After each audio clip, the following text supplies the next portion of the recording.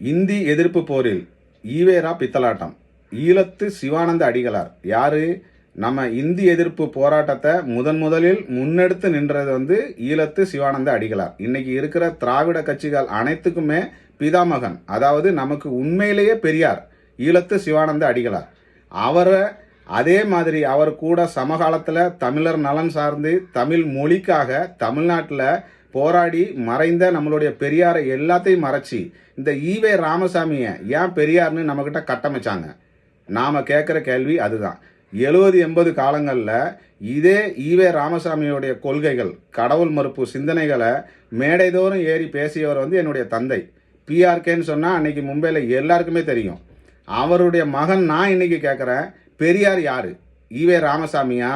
இல்லை முதல்ல நம்ம தமிழ்நாட்டில் இந்திய கட்டாய பாடமாக ஆக்கக்கூடாதுன்னுட்டு அதை எதிர்த்து நம்ம தமிழ்நாட்டில் தமிழர் நலன் சார்ந்து தமிழர்களுக்கு அதை பற்றின ஒரு எச்சரிக்கை பதிவிட்டதும் அவர்களை ஒன்று கூட்டி இந்திக்கு எதிராக போராட்டம் பண்ண நம்ம ஈழத்து சிவானந்த அடிகளார் பெரியாரா?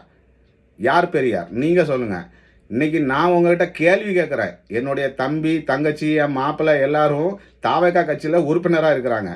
இதே ஈவே ராமசாமியை கொள்கை தலைவராக வச்சுக்கிட்டு பக்கமாஸ் கட்சி நடத்துகிறாப்புல. நாளைக்கு இந்த உண்மை என் தம்பி, தங்கச்சி, மாப்பிள்ளைக்கெல்லாம் கேட்டுச்சுன்னு வச்சுக்கோங்க, நானாவது கேள்வி கேட்குறேன், அவங்க பிடிச்சி கடிச்சு வச்சு போடுவாங்க. டிரான்ஸ்ஃபார்மரில் ஏறும்போது உங்களை தூக்கிட்டு ஏறிடுவாங்க, பார்த்துக்காங்க. பின்ன எங்களாலேயே காப்பாற்ற முடியாதுங்கிற மாதிரி உங்களை யார் காப்பாற்றுவா நீங்களே பார்த்துக்காங்க. ஈவே ராமசாமியை பெரியார்னு சொல்லிக்கிட்டு இருக்கிற உங்கள் அத்தனை பேருக்கும் இது எச்சரிக்கை பதிவு. தமிழர்கள் அனைவரும் கண்டிப்பாக வாங்கி இதை படிங்க.